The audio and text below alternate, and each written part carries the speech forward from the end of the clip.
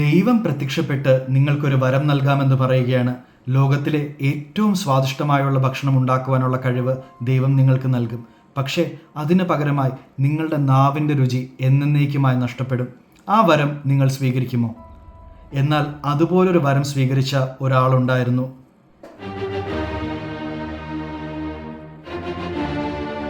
ഈ സംഗീതം കേൾക്കാത്തവർ ലോകത്തിൽ തന്നെ തുച്ഛം ആളുകളെ ഉണ്ടാവുകയുള്ളൂ. ഈ മ്യൂസിക് കമ്പോസ് ചെയ്തത് ലുഡ്വിഗ് വാൻ ബീഥോവനാണ്. ബീഥോവൻ്റെ 25-നും 30-നും വയസ്സിനിടയ്ക്ക് അദ്ദേഹത്തിൻ്റെ കേൾവിശക്തി പൂർണ്ണമായി നഷ്ടപ്പെടുകയുണ്ടായി. അതിനുശേഷമാണ് അദ്ദേഹത്തിൻ്റെ ക്ലാസിക് എന്നറിയപ്പെടുന്ന 9th സിംഫണി പോലും അദ്ദേഹം കമ്പോസ് ചെയ്തത്. ആലോചിക്കുവാൻ സാധിക്കുന്നുണ്ടോ? തൻ്റെ മാസ്റ്റർ പീസുകൾ തൻ്റെ കാതുകൾ കൊണ്ട് കേൾക്കാൻ പറ്റാത്ത ഒരു സംഗീതജ്ഞൻ. എന്നാൽ ലുഡ്വിഗ് വാൻ ബീഥോവനെ കുറിച്ച് സംബന്ധിക്കുന്ന ഏറ്റവും ഇൻട്രസ്റ്റിംഗ് ആയിട്ടുള്ള കാര്യം സംഭവിക്കുന്നത് അദ്ദേഹത്തിൻ്റെ മരണശേഷമാണ്.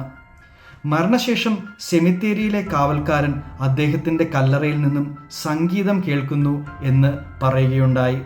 ഇതിനെക്കുറിച്ച് അന്വേഷിക്കുവാൻ പള്ളിയിലെ അധികാരികളും പോലീസിലെ ഉന്നത ഉദ്യോഗസ്ഥരും മ്യൂസിക് എക്സ്പേർട്ടുകളും ദിവസങ്ങളോളം പഠനങ്ങൾ നടത്തുന്നു.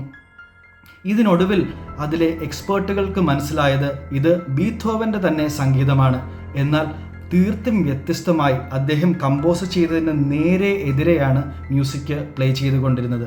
അതായത് അദ്ദേഹത്തിൻ്റെ കോമ്പോസിഷനുകൾ ബാക്കിലേക്കാണ് പ്ലേ ചെയ്തുകൊണ്ടിരുന്നത്. അതിന് കാരണം എന്തെന്നാൽ ബീഥോവൻ ശവക്കല്ലറയിൽ ഡീകമ്പോസ് ചെയ്യുകയാണല്ലോ. മ്യൂസിക് ബാക്കിലോട്ട്, കല്ലറ.